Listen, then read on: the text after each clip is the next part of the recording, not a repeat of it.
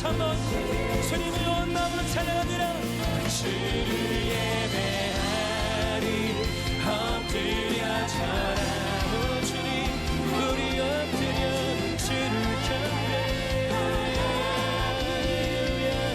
오 사랑의 주님 존귀한 내 주님 아름답고 놀라우신 주 하나님께 영광을 없소리니 할렐루야.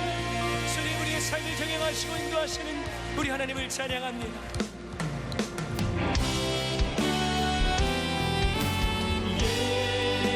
예수는 그리스도 예수는 주 하나님의 영으로 예배드 우리의 삶을 인도하시는 주님 앞에 함께 일어나시겠습니다.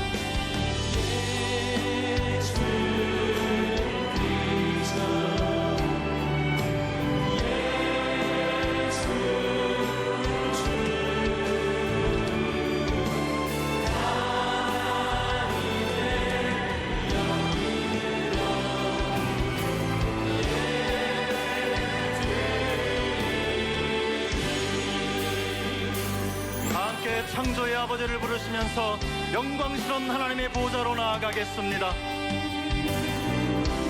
창조의 아버지 큰 섭리 보이사 대가신 세대 일으키려 이 땅을 고치소서. 주의 크신 능력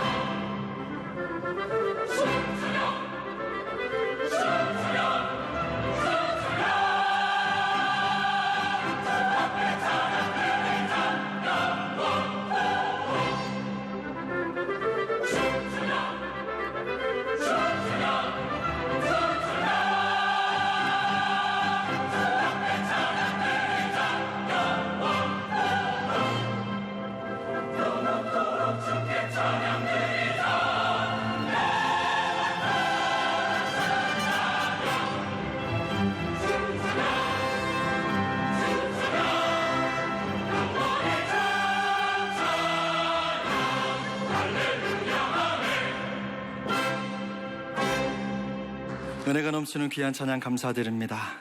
이제 성경 말씀을 봉독하겠습니다. 오늘 우리에게 주신 하나님의 말씀은 사무엘상 19장 1절부터 17절까지의 말씀입니다. 오늘 허락하신 말씀 중에 19장 8절부터 12절까지의 말씀을 함께 교독하시겠습니다. 8절을 제가 먼저 읽습니다. 전쟁이 다시 있으므로 다윗이 나아가서 블레셋 사람들과 싸워 그들을 크게 쳐 죽이매 그들이 그 앞에서 도망하니라.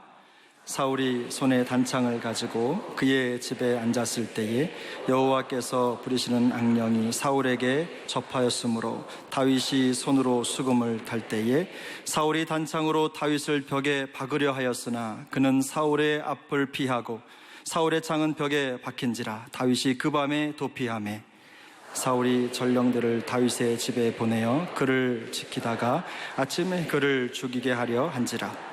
다윗의 아내 미갈이 다윗에게 말하여 이르되 당신이 이 밤에 당신의 생명을 구하지 아니하면 내일에는 죽임을 당하리라 하고 함께 읽습니다. 미갈이 다윗을 창에서 달아 내리매 그가 피하여 도망하니라. 아멘. 할렐루야. 오늘은 말씀과 성찬을 통하여 아무도 그냥 돌아가지 마시기를 바랍니다. 선한 목자 되신 하나님께서 우리에게 꼭 필요한 말씀으로, 세미한 말씀으로 각자에게 허락해 주셨으면 좋겠습니다. 오늘은 다윗 시리즈를 계속하면서 인생의 버팀목이 흔들릴 때, 인생의 기둥이 흔들릴 때, 참 이해할 수 없는 어려움들이 닥쳐왔을 때 어떻게 다윗을 통해 이것을 감당할 수 있을 것인가 좀 정리를 하려겠습니다. 여러분, 삶을 살다 보면 불행이 겹쳐서 올 때가 있습니다. 어려움이 한꺼번에 올 때가 있습니다. 대표적인 예로 욥입니다.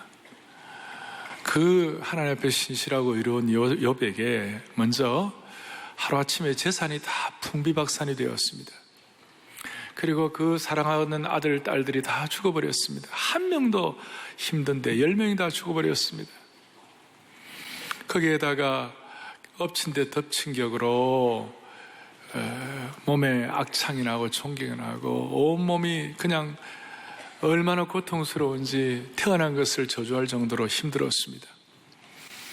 그 정도면 그것도 힘든데, 여러분, 가족이라고 해봐야 아내밖에 안 남았는데 아내가, 위로가 돼야 할 아내가 남편을 저주하는 것입니다. 어떻게 감당하겠어요? 나중에 보면 사랑하는 친구들, 아꼈던 친구들조차도 욥에게는 전혀 위로가 되지 못하고 계속해서 타격을 가하는 것이에요. 그러니까 거의 그로기 상태가 되는 것이에요. 오늘 1부 때는 이 얘기하는데 막 성도들이 막 울더라고요, 그냥. 그러니까 동일시가 되나 봐요. 그런데 욥이 얼마나 대단한 것은 이런 가운데서도 욥이 최후 승리를 얻은 것이에요. 하나님이 얼마나 욥이 참 믿음직했으면 이런 고통을 허락했겠어요. 오늘 다윗은 다윗의 인생의 여름의 길목, 여름으로 가는 길목이에요. 여름으로 가는 길목에서 한꺼번에 다윗에게 어려운 일이 닥치는 것이에요. 다윗은 지금 못한 게 아니에요. 앞에도 보면 나온 다윗이 지혜롭게 행했다. 지난 주일을 봐도 다윗은 18장에서 지혜롭게 행했다. 지혜롭게 행했다. 모든 사람들에게 신뢰를 받았다. 그런 지혜롭게 행했는데 이제 문제는 뭐냐면 너무 잘하니까 그 당시에도 아마 1등을 죽이는 사회였던가 봐요. 잘하면 끌어내리는 거예요. 그러니까 사울왕이 다윗을 두려워했다 그랬어요. 1인자가, 나라의 왕이 질투심과 적대감을 가지고 이제 두려워했어요. 뭐 두려워하고 질투심 정도 느끼면 그것으로 끝나면 좋은데, 오늘 여러분들이 보시는 대로 다윗을 불러다 놓고 가장 창을 던져가지고, 그것도 그냥 적당히가 아니에요. 완전히 모든 종류의 살기와 그 다음에 다윗을 죽이려는 마음을 모아가지고 던지는데, 여러분, 이제 오늘 다윗이 오늘 이 이후부터 이제 도망하였더라. 오늘 그 살기를 피해가지고 사울의 왕이 죽이려고 하는 걸 피해가지고 도망을 가는데, 이 이후부터 이제 여러분 시편에도 나오고 다윗의 이 이후부터 계속해서 도피했더라 말이 나와요. 그러니까 싸우지 않고 도망갔어요.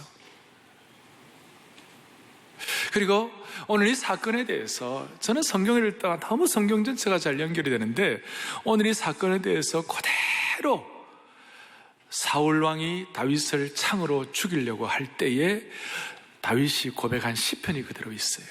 시편 59편에 보면 제목이 시편 59편은 이렇게 나와 있어요. 사울이 사람을 보내어 다윗을 죽이려고 할 때에 그랬어요. 그리고 이것이 얼마나 괴로운지 시편 59편 1절에 오면 뭐라는, 나의 원수에게서 나를 건져달라. 나 원수에게서 나 좀 건져주세요. 2절에서 보면 악을 행하는 자에게서 나를 건져주십시오. 2절 또 뒷부분에 보면 뭐라고 하면 피 흘리기를 즐기는 자에게서 나를 구원해 주십시오. 얼마나 고통스러운지. 그 다음 3절에 보니까 그들이 나의 생명을 해하려고 엎드려 기다리고 있다. 얼마나 힘든지. 7절에 보니까 그들이 입으로는 악을 토하고 그들의 입술에는 칼이 있어 이르기를. 그러니까 입에는 악을 토하고 입술에는 칼이 있다고 그랬어요. 너무나 잘 묘사가 되어 있어요.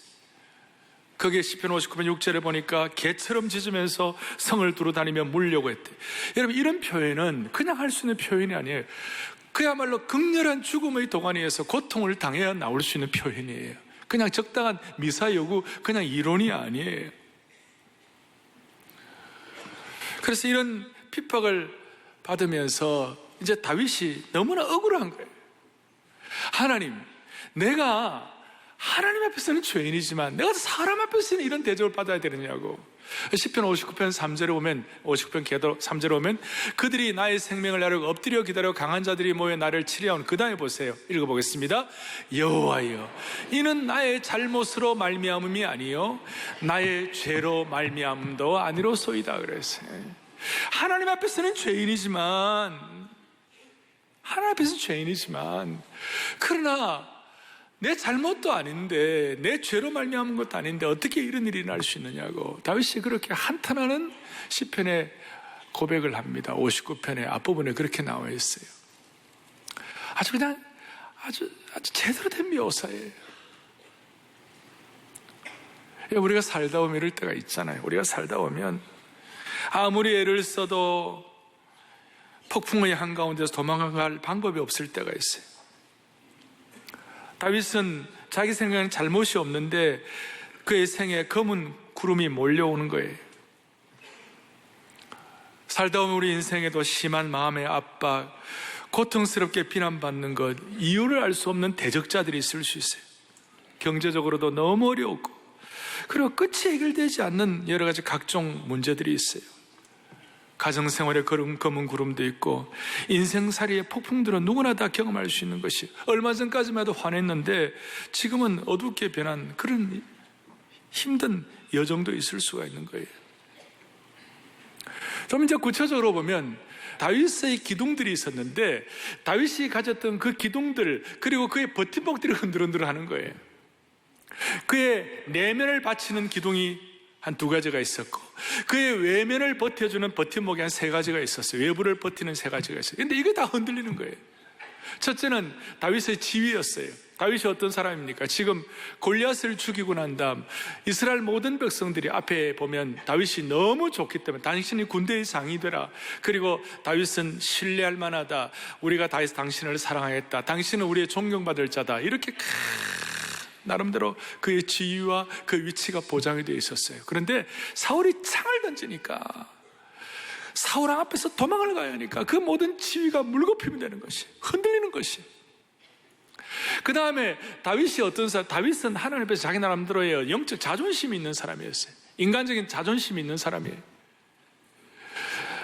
골리앗을 죽이고 난 다음에 다윗의 나름대로 갖고 있는 자존심이 있는 거예요. 근데 그 하나님은 그 자존심조차도 밑바닥까지 내려가는 환경을 만드시는 거예요. 이제 좀 이따 보면 다윗은 견딜 수가 없어 도망을 가가지고 저 가드 사람 아기스라는 그 왕에게 이제 가는데, 그 가드가 뭐냐, 블레셋 지역이에요. 여러분, 얼마 전까지만 다윗은 블레셋 사람 골리앗을 죽인 사람이에요. 그런데 블레셋까지 도망을 가가지고 사무엘상 21장 12절 13절 오면 참 마음이 안타까운 게 읽어보겠습니다. 다윗이 이 말을 그의 마음에 두고 가드와 아기스를 심히 두려워. 13절 보겠습니다. 13절. 그들 앞에서 그의 행동을 변하여 미친 체하고 대문짝에 그적거리며 침을 수염에 흘렸다.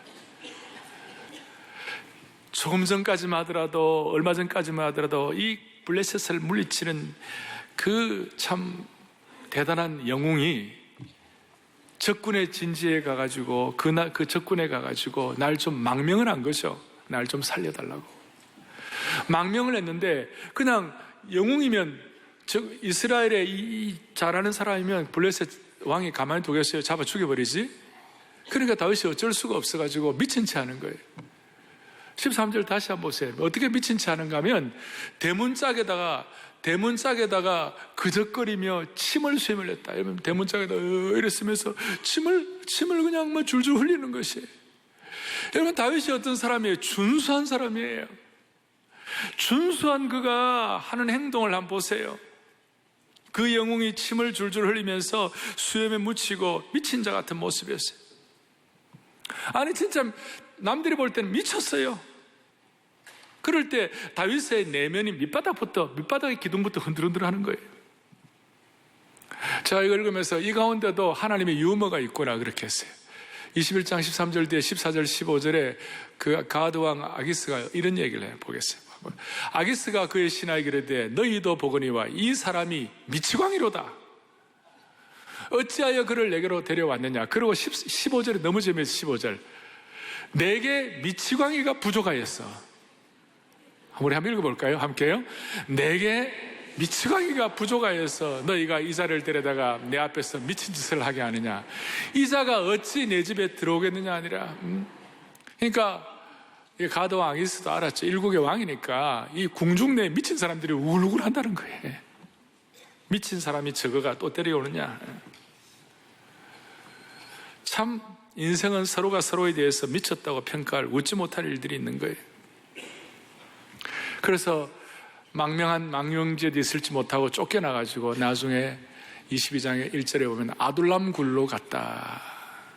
그리고 그 아둘람에 가가지고 그 흔들리는 다윗의 내면이 아둘람 굴에서 그 동료들과 함께 뭐라고 할까요? 그 아둘람 굴에서 다윗의 영성이 폭발적으로 정비되는 시간이었어요. 결국 아기스 왕에게도 다윗은 쫓겨났습니다. 내면이, 그의 위치, 그의 자존심이 흔들려 버렸어요. 그것은 내면적인 것이었고, 또 이때에 다윗의 외부, 다윗의 외면을 버텨주는 기둥이 있었어요. 버팀목이 있었어요. 그것은 뭐냐? 첫 번째로는 다윗에게 있어서 뭐가 있었냐면 다윗의 멘토가 있었죠. 사무엘 선지자가 멘토였어요. 그 사무엘 선지자 멘토가 더 이상 다윗을 지켜줄 수 없는 상황이 되어버렸어요. 마음이 너무 아팠어요. 그러나 이제 다윗에게 참 고민스러웠던, 오늘 본문에도 나옵니다만은 쫓겨갈 때에 다윗에게 있는 조강지처 첫 번째 아내가 미갈 아닙니까? 사울왕의 딸 미갈이 다윗을 정말 사랑했는데 아버지가 자기 남편을 죽이려고 그러니까 이제 이 아내인 미갈이 다윗에 대한 마음이 극진해가지고 다윗을 살리려고, 그래가지고 이제 그 사랑하는 아내와 같이 살고 싶은데도 불구하고 그렇게 하지 못하고 도망을 가야 되는, 그러니까 앞으로 이 이후로는 다윗이 제대로 이 미갈과 함께 가정생활을 할 수 없는 그런 상황이 되었어요. 가정조차 흔들리게 된 것이, 가정이 흔들리는 것이, 아내라는 기둥이 흔들리게 된 것이. 옛날에는 여러분 가정이 홈 스위트 홈이었어요. 가정은 안식하는 곳이고 우리가 영적으로 충전하는 곳이에요. 그런데 요즘은 가정이 3대 스트레스를 받는 곳이래요. 직장과 학교와 가정, 이 세 가지가 3대 스트레스래요. 일본 요코하마 시가 운영하는 쓰레기 분리수거 인공지능 채팅 로봇이 있었어요. 여러분, 제가 이 말 듣고 시험 드는 자가 없기를 바랍니다. 일본 주부들이 쓰레기 분리수거 채팅 로봇인데 거기에다 일본 주부들이 호기심으로 로봇에게 물어봤어요. 쓰레기 분리하고 쓰레기 버리는 곳인데 제목이 뭐냐? 남편을 어떻게 버려야 되나? 좀 슬픈 얘기죠. 그러니까 로봇이 뭐라고 대답했냐면, 참 제가 조심스러운데요, 판단력이 없어서 함부로 결혼하고, 인내력이 없어서 함부로 이혼하고, 기억력이 없어서 다시 재혼한다 그랬어요. 그러니까 이거 남편 어떻게 버리냐 그러니까 뭐라고 그러냐면, 그냥 인내심을 갖고 살아 그랬대요. 자, 이런 얘기들이 오늘 뭐 혹시 마음에 아픔이 되는 분이 있을지 모르겠는데, 이걸 다 정리할 정도로 오늘 말씀에 위력이 있기를 바라는 것이에요. 아시겠어요? 버티는 것이 있어요. 우리를 외부적으로 버텨주는 것이 있어요. 멘토가 있을 수 있고, 좋은 선배가 있을 수 있고, 좋은 가정이 있지만 그것조차 흔드는 거예요. 마지막으로 다윗에게 정말 좋은 외부의 버팀목이 누구였어요? 요나단이었죠. 사랑하는 친구 요나단, 생명처럼 사랑하는 친구 요나단. 지난 주일날 그 요나단에 대해서 우리가 얼마나 은혜를 받았습니까? 그런데 하나님께서 뒤에 보면 사무엘상 20장 42절에 요나단이 다윗에게 이르되 평안히 가라 그러고, 다윗은 일어나 떠나고 요나단은 성읍으로 들어가니라. 이 이후에 다윗은 요나단을 다시 만나지 못해요. 가장 버텨주는 사랑하는 친구도 흔들리고, 가정도 흔들리고, 멘토도 흔들리고. 하나님 왜 이렇게 하실까? 우리는 우리의 생을 살아가면서 우리가 의뢰하는 것들이 있어요. 어릴 때는 부모를 의지합니다. 학교 다닐 때는 선생님과 친구를 의지합니다. 심지어 교육을 의지합니다. 개인의 미래에 대한 희망을 갖고, 또 우리가 미래에 대한 소망을 의지합니다. 성인이 되면 배우자나 안정된 재정 상태를 의지합니다. 직업을 의지합니다. 부모와 같은 선배를 의지하기도 하는 것이에요. 그런데 우리 하나님은 파치 할머니도 아닌데, 파치 어머니도 아닌데, 뺑덕 어머님도 아닌데 왜 우리 기둥을 흔드실까? 왜 흔드실까? 우선 욥의 입장에서는 하나님이 욥을 그렇게 흔드실 때에 나중에 욥이 어떻게 했냐면, 그 흔드는 걸 통하여 자기 주변 옆에 일어나는 것들을 보다가 위로부터 주시는 것에 대한 것이 제대로 확인이 못 되었는데, 그 모든 과정을 거치고 난 다음에 욥기 42장 5절에 욥이 이런 표현을 하는 거예요. 욥이 표현한 것을 한번 같이 합독하겠습니다. 함께 보죠. 내가 주께 대하여 귀로 듣기만 하였사오나 이제는, 그러니까 이런 인생의 기둥이 흔들리고 고난당하기 전까지는 이 옆에 있는 것, 좌우 옆은 잘 보았는데, 위로부터 부어주시는, 위로부터의 그 하나님 인도하심에 대해서는 잘 몰랐다는 거예요. 그러니까 귀로 듣기만 하고 위로부터 주시는 것에 대해서는 위로부터 열린 것에 대해서는 우리가 잘 몰랐다는 거예요. 그러니까 하나님은 이런 기둥과 그 다음에 버팀목을 흔들릴 때는 우리 주위의 옆 상황뿐만 아니라 하나님과의 위로부터 부어주시는, 위로부터 열려주시는 그것에 대해서 눈이 열리기를 바란다는 것이에요. 제가 어떤 노원로 목사님이 한국의 상당히 그 정치 지도자 장관이 되시는 분에게 제가 옆에서 그분이 하는 얘기를 들었어요. 무슨 장관, 당신이 아무리 뭐 열심히 해보려고 하더라도 이게 정리가 안 됐으면 이게 안 되는 거야. 제가 이렇게 해도 알아들으시겠어요? 이게 정리가 안 되면 이게 안 되는 거야. 그러니 이게 하나님과의 관계가 먼저 돼야 돼. 여기에 대해서 먼저 제대로 돼야 그 다음에 옆에 제대로 되는 것이야. 설령 옆에 일어나는 것들이 다 잘 되고 멋있게 된다 할지라도 이게 안 되면 이것은 오래 가는 것이 아니야. 정치는 잠깐이고 하나님과의 관계는 영원한 것이야.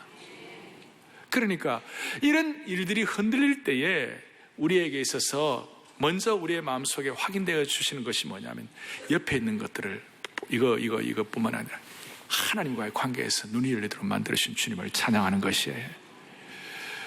삶의 기둥과 버팀목의 지축이 흔들리는 어려움 속에서요, 욥처럼 하나님 만나고 경험한 후에 삶을 바라보는 눈이 달라지고 이전과는 비교할 수 없는 깊이와 신앙의 향기가 나는 것이에요.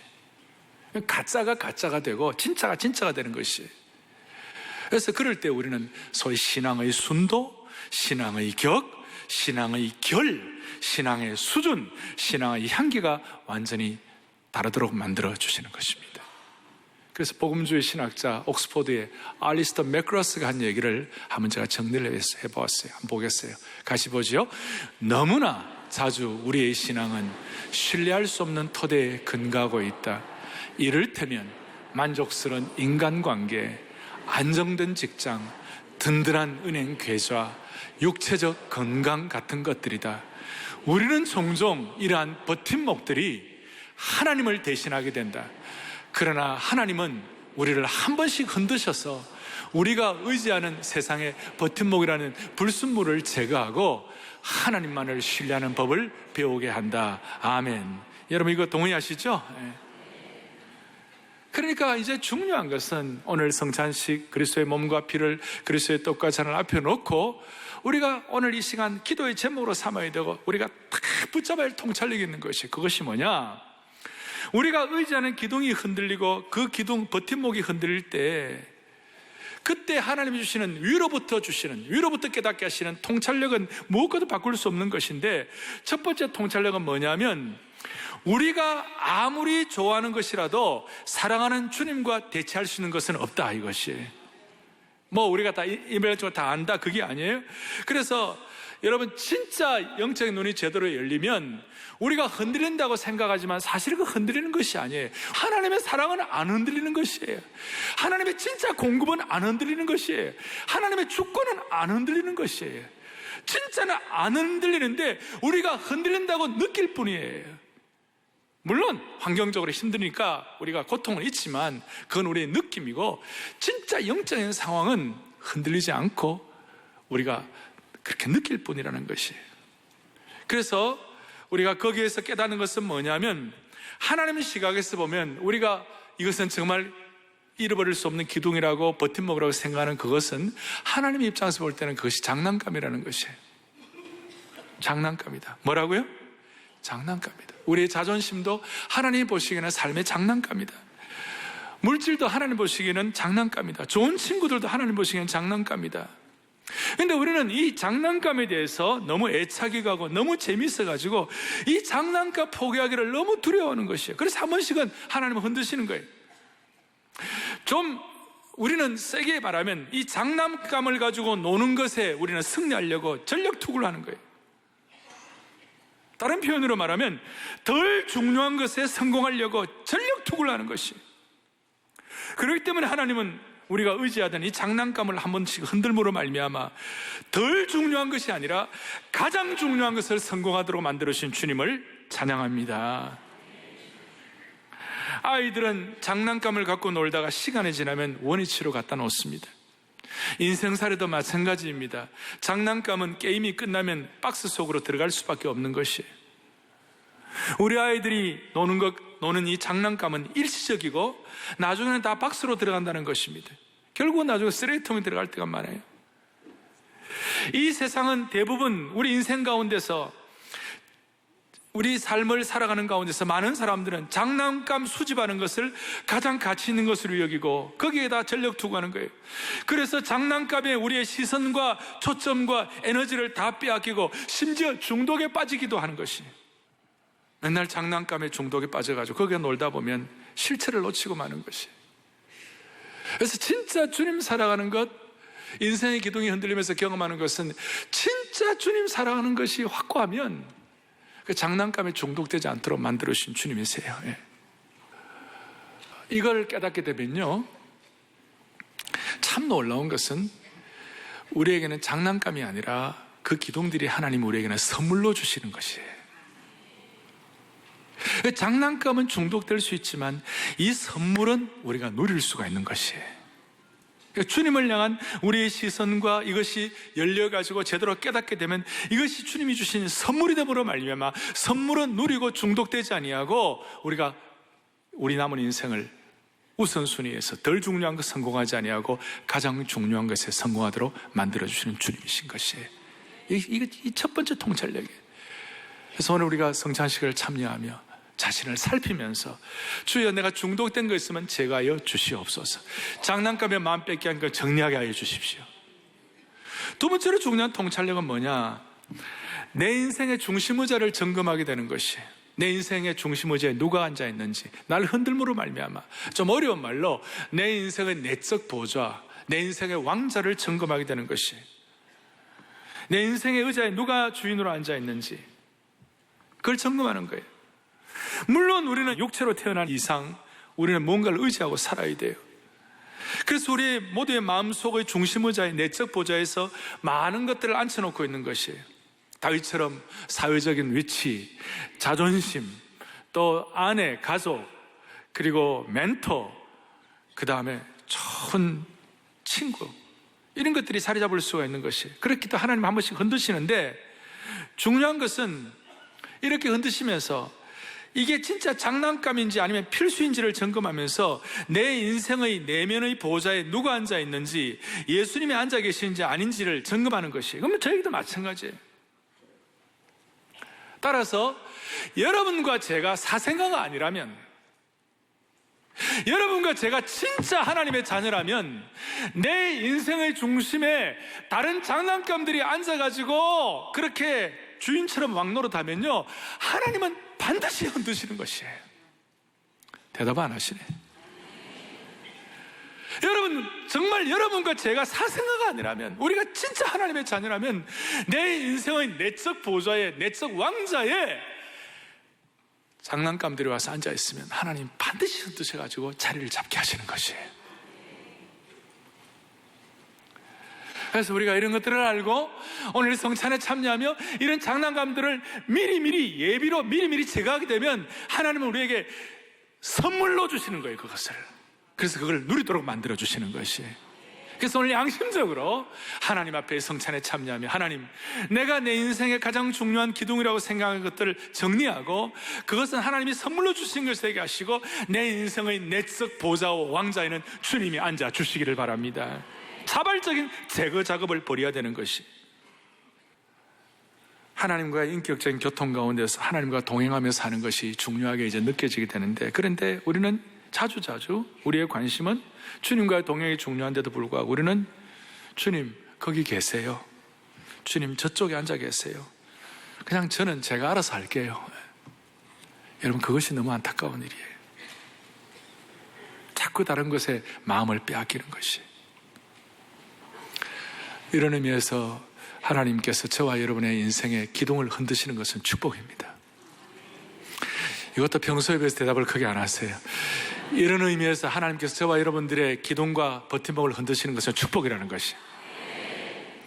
저는 조금 더 다른 차원에서, 왜 하나님은 이 다윗 입장에서 볼 때를 왜 하나님이 이렇게 하셨을까? 왜 하나님은 다윗의 이 중요한 버팀목을, 기둥을 다 흔들어 버렸을까? 그 이유는 다윗은 앞으로 하나님의 일을 제대로 감당해야 되고, 그 다음에 하나님 나라의 다윗은 중요한 인물입니다. 그리고 그 중요한 인물은 그 인생의 여름이 되어가는 그 시기에는 반드시 훈련학교에서 배워야만 하는 것이에요. 그러니까 하나님의 명문 훈련학교에서 제대로 된 하나님의 사람으로 빚어지기 위해서는 하나님이 훈련을 해야 되는 것이에요. 그러니까 그 훈련을 어떻게 하는가? 다윗에게 배워야 할 중요한 덕목은, 너 사울처럼 되면 안 된다. 앞으로 너는 킹십, 너는 리더십을 가지고 왕으로서의 역할을 해야 하는데, 그러려면 너 사울왕처럼 되면 안 된다. 그래서 좀 과한지는 모르지만 좀 안타깝게도 말씀드리는 것은 뭐냐면요, 사울왕은 다윗을 하나님의 훈련학교에서 제대로 조련시키기 위한 학습 도구인 것이에요. 좀 안타깝긴 하지만 사울왕에게 있는 질투심, 사울에게 있는 적대감, 사울에게 있는 폭발감, 이런 것들이 앞으로 다윗에게는 다시는 재현되면 안 되는 것이에요. 다윗 안에도 있을 수 있는, 다윗의 내면에도 자리 잡을 수 있는 사울왕적인 요소가 하나님 보실 때 점검하시는 것이에요. 그런 폭발력 있는 질투심, 그의 어떤 공격적인 성향, 그걸 하나님께서 점검하셔가지고 다윗의 심장과 살과 근육 안에 존재할 수 있는 사울적 요소를 제거하지 않는다면 양치기 다윗도 별 수 없다는 것이에요. 만약 그가 훈련 없이 그냥 그대로 왕이 되었다면 양치기 다윗은 틀림없이 제2의 사울로 전락할 수가 있었을 것이에요. 그냥 왕이 되었다면 양치기 다윗은 제2의 사울왕. 다윗에게도 이런 성향이 없지 않아 있었겠죠. 나중에 바세바의 남편 우리아를 잔인하게 죽이는 거 한번 보세요. 어떻게 그럴 수가 있어요? 그러니까 하나님은 이걸 지금 제거하기 위하여 사울왕을 도구로 사용하는 거예요. 그러나 오늘 우리의 마음속에 내 인생의 버팀목이 흔들리고 내 가정이 흔들리고, 제가 아까 채팅 로봇을 얘기할 때 가정적으로 여러분 마음이 아픈 분들이 있을 거예요. 그러나 그것만으로 끝나면 안 되고, 그런 환경 자체가 나를 내 신앙의 결과, 순도와 격을 새롭게 하시려고 하시는 하나님의 기회인 것이구나. 그러니까 나를 고통스럽게 하고 어렵게 하는 환경이 지금 나를 하나님의 사람으로 만들어 가고 있구나, 이렇게 생각이 되는. 말씀을 정리하겠습니다. 오늘 이 내용을 다윗은 그대로 깨닫고 시편 59편에서 고백을 하는 것입니다. 시편 59편 5절에 보면, 시편 59편 5절 같이 보겠습니다. 같이 보죠. 주님은 만군의 하나님 여호와 이스라엘의 하나님이시오니 일어나 모든 나라들을 벌하소서. 악을 행하는 모든 자들에게 은혜를 베푸지 마소서. 다윗은 지금 그전에는 그냥 적당한 하나님이었어요. 아도나이 정도였어요. 그런데 하나님에 대해서 만군의 여호와 하나님, 야훼 하나님, 엘샤다이의 하나님, Almighty God, 하나님은 만군의 여호와 하나님, 옛날의 하나님 정도가 아니에요. 이걸 깨닫고 난 다음에 이 고통 가운데서 하나님이 만군의 하나님 여호와 되심을 고백하고, 그 다음에 진실된 고백으로 시편 59편은 뭐라고 그랬죠? 제가 다윗이 사울왕의 공격을 받을 때에 그 어려운 가운데 쓴 시편이라고 그랬죠. 마지막 16절 17절을 보겠습니다. 시편 59편 뒤에 17절 보겠습니다. 나는 주의 힘을 노래하며 아침에 주의 인자하심을 높이 부르오르니 주는 나의 할렐루야. 흔들리는 버팀목이, 흔들리는 인생의 기둥 가운데서 만군의 여호와 하나님 때문에 주님은 나의 요새이시며 환난 날에 피난처 되시고 나의 방패가 되신다. 17절 보겠습니다. 17절 나의 힘이시여 내가 주께 찬송하오르니 하나님은 나의 요새이시며 나를 긍휼히 여기시는 하나님이십니다. 아멘. 이 다윗의 고백이 오늘 저와 여러분의 고백이 되기를 바랍니다. 흔들리는 기둥이 예수님 때문에, 하나님 때문에 삶의 요새와 방패와 피난처로 변하게 된 것입니다. 그래서 기둥이, 내 삶의 기둥이 흔들리는 것이 문제가 아니라 하나님이 내 삶의 요새와 방패가 되시는 것이 더 중요한 것입니다. 어떤 사람도 버팀목이 흔들림을 받지 아니하고 기둥이 흔들림이 없을 때 하나님이 내 요새와 방패가 된다는 것에 대해서 처절하게 절감할 수가 없는 것이에요. 오늘 그런 차원에서 오늘 이 성찬에 참여하며 내 삶의 영적 재고조사를 통하여 자신을 살피고, 내 삶에 흔들리는 기둥이 문제가 아니라 하나님이 내 삶의 요새와 방패되는 것을 고백하는 그래야 오늘 성찬식을 통하여 지금 이 순간 살아계신 하나님의 임재와 치유와 기적을 체험하기를 바라는 것입니다. 오늘 제가 성찬에 참여하면, 오늘은 사랑의 교회 성도들과 함께 우리는 한 주가 한 역사이기 때문에 제가 찬송 하나를 같이 하고, 오늘 이 말씀에 맞는 찬송 하나를 같이 하고 그 다음에 이 성찬식에 참여하고 싶다, 이런 제가 마음을 주셔가지고 저희 교회 forever 어른들, 우리 교회 60, 70 이상 되신 forever, 우리 교회 forever 우리 한 수천 명의 성도들이 있는데 그 forever에서 객관적으로 제일 찬송을 잘 하신다는 그런 우리 중창단이 있어요. 이 중창단이 있는데 이 포에버 중창단에서 찬송이 무슨 찬송이냐면 내 진정 사모하는 친구가 되시며 산 밑에 백합하여 빛나는 새벽별, 내 마음이 아플 적에 큰 위로 되시며 나 외로울 때 친구라 주 예수 내 구주, 내 모든 쓰라림을 주 담당하시고 시험을 당할 때에 참방패 되시네.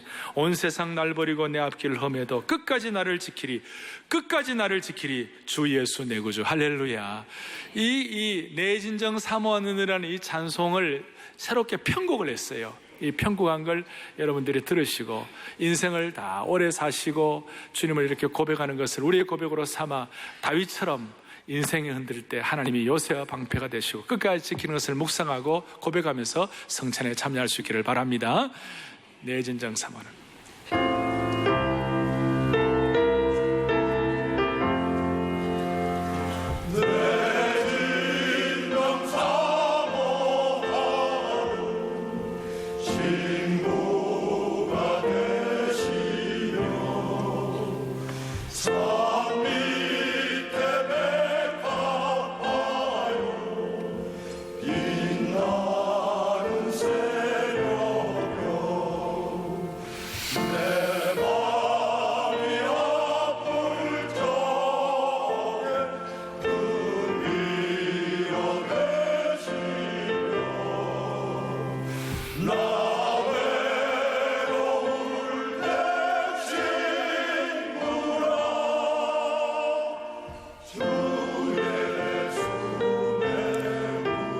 2절 할 때 성찬회원들은 제 위치에 해주세요.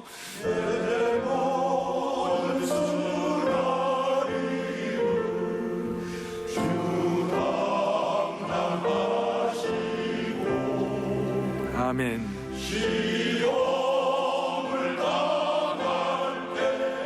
아멘.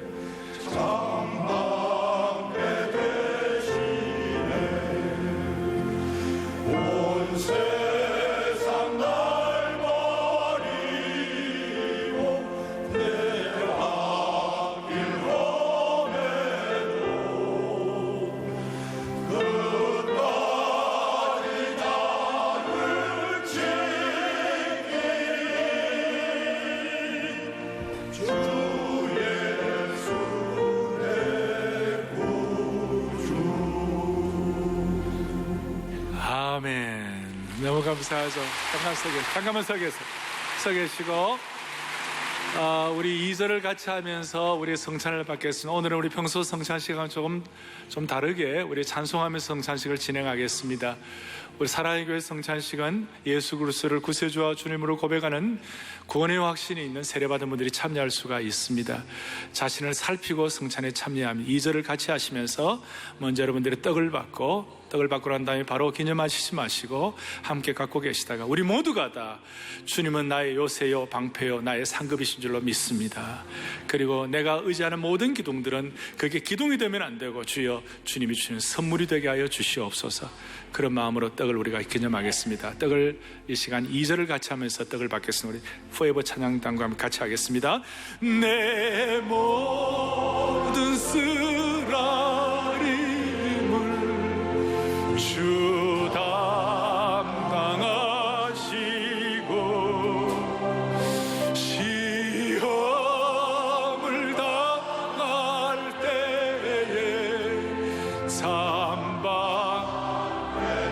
본당과 별관에 있는 여러분들 떡을 다 받으시기 바랍니다.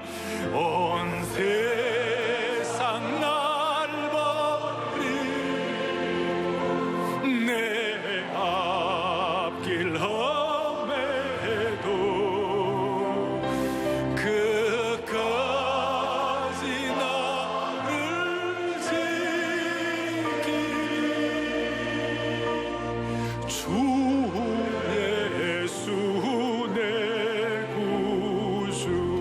오늘 주님이 주시는 음성을 듣고 우리 나가면서 모든 성도들끼리 서로 기뻐하면서 주님이 나의 방패와 요새인 것을 고백하면서 오늘 한 주일을 또 새롭게 주님 앞에 주님과 함께 동행하며 살아가겠습니다. 내 진정 사모하는 내 진정 사모하는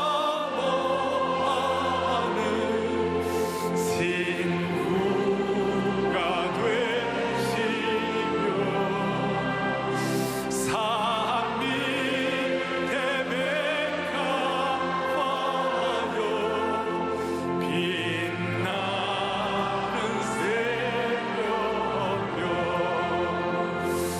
내 맘이 아플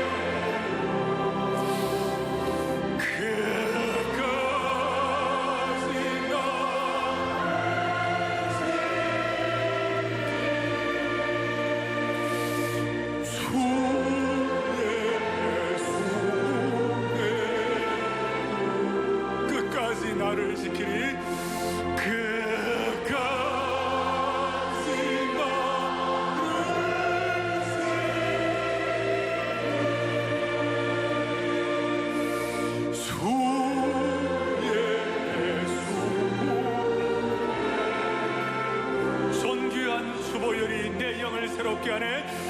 존귀한 주보여 내 영을 새롭게 하시네. 할렐루야. 존귀한 주보여 내 영을 존귀한 주보여니 교회를 새롭게 하네. 존귀한 주보여 교회를 새롭게 하시네. 존귀한 주보여 교회를 새롭게 하네.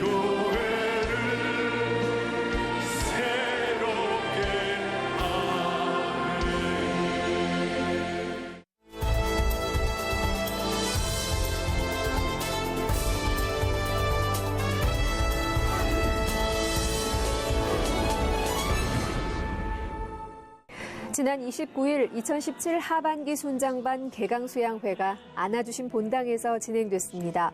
첫 번째 주제 강의는 포항 기쁨의 교회 박진성 목사가 창세기 5장 본문으로 하나님을 기쁘시게 하는 자라는 말씀을 전했는데요.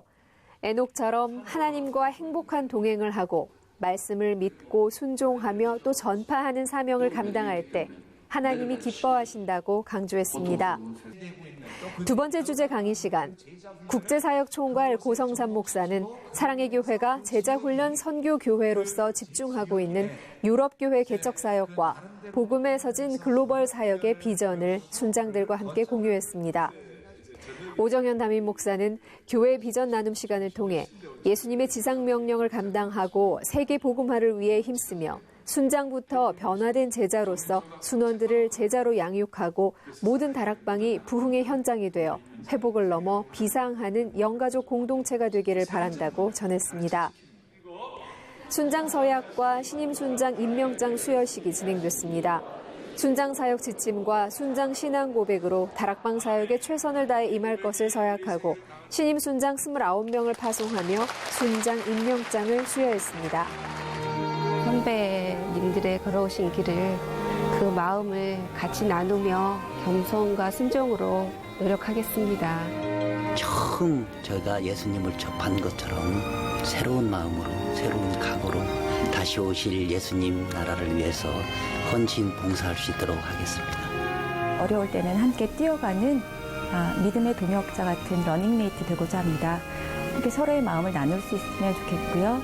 그리고 조금이라도 본이 될 수 있는 순장이 되어보자 합니다. 사랑의 교회 순장들을 통해 모든 다락방이 복음의 물맷돌로 쓰임받아 온전한 기쁨과 감사를 체험하고 나라와 열방을 살릴 인재를 양성하는 영적 지편전으로 세워지기 바랍니다.